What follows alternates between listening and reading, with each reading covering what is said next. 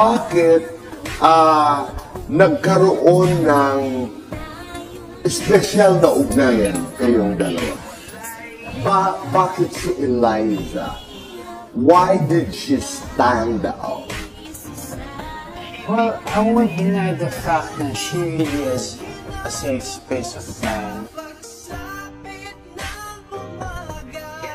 May nakita kang kaiba?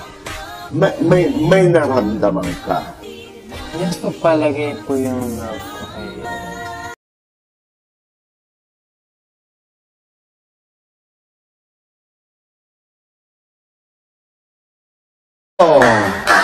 Sigaw ng puso, sigaw ng masa.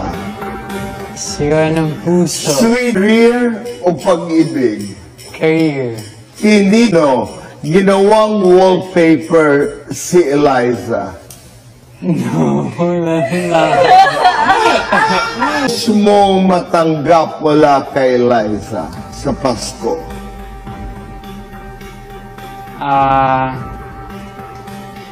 Yung pagiging sincere niya. Complete. Are you willing to fight for your friendship with Eliza? Yes. Yes. Huwag muna hanging question ito Oo.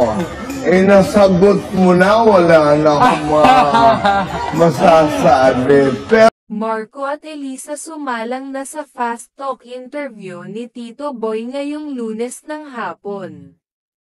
Naging mainit ang tanungan ni Tito Boy sa dalawa at sinagot naman ng dalawang ang mga katanungan ng buong Pasolt katotohanan.